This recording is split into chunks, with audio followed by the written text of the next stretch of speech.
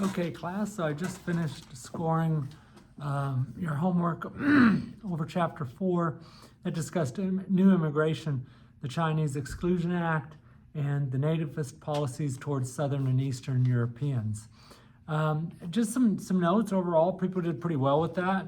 I think you got the gist of it, but there's some things that I want to point out. First of all, the Chinese Exclusion Act was just so blatantly discriminatory. I mean, just so blatantly racist.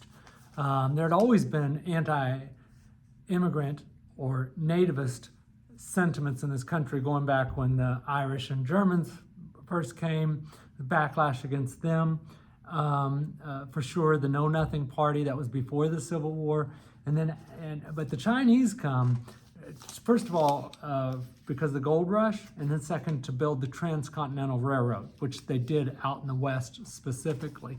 And once that job is complete, then there is widespread, not just discrimination, but hate. There's lynchings up in Wyoming where they were building the railroads. There was lynchings. There was like 20 Chinese that are lynched up there.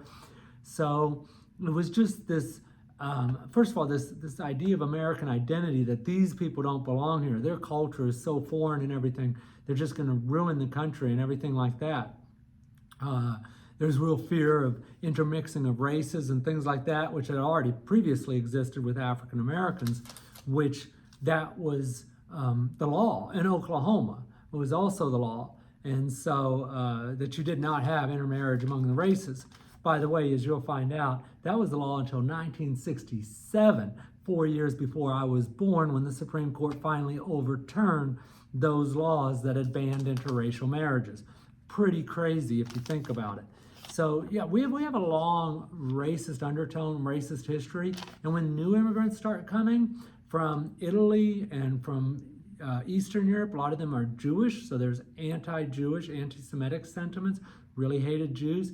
They're Catholic, they're also Slavic or Italian, and they're seen as not being, and this is the important lesson, they're seen as not being American.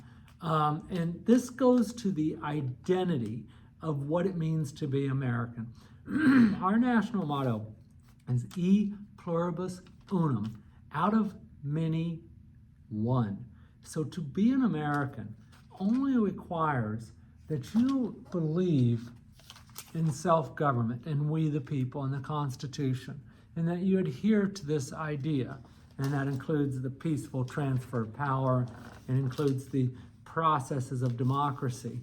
But it doesn't matter beyond that what your skin color is. It doesn't matter if you're Buddhist or Jewish or Muslim or atheist. There's no requirement for that. There's nothing about religion in the Constitution other than freedom of religion, and that the government won't endorse a religion. And the same with ethnicity as well. A lot of your responses were along the lines of, we used to be a racist country, but we've come so far, which is true, we have. This was terrible, and it's all in the past. But I want to follow that through line to today, because this is not over, not by any means, because you'll hear these things today. Today we refer to it as either white nationalism or Christian nationalism. And it's the idea that's promoted by some pretty big voices that this country is a white Protestant country. And it has never been that.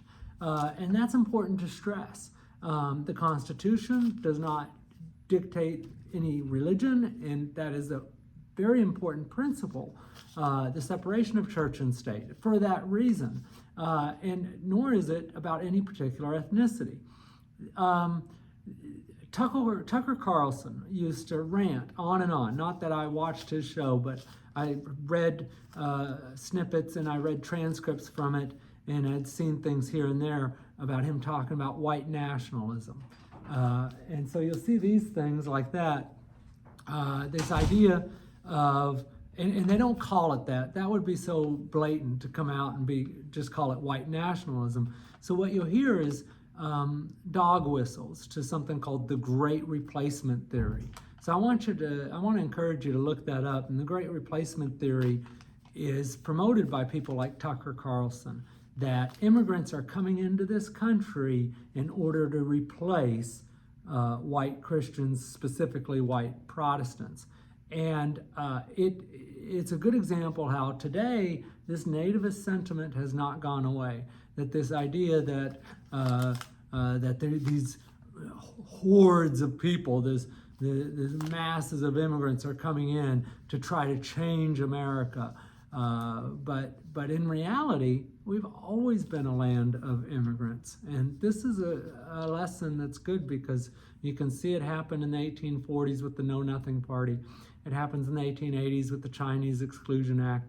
It happened in the 1920s with the Immigration Quota Act and the backlash against these new immigrant groups that you had read about, especially Italian, Polish, Jewish.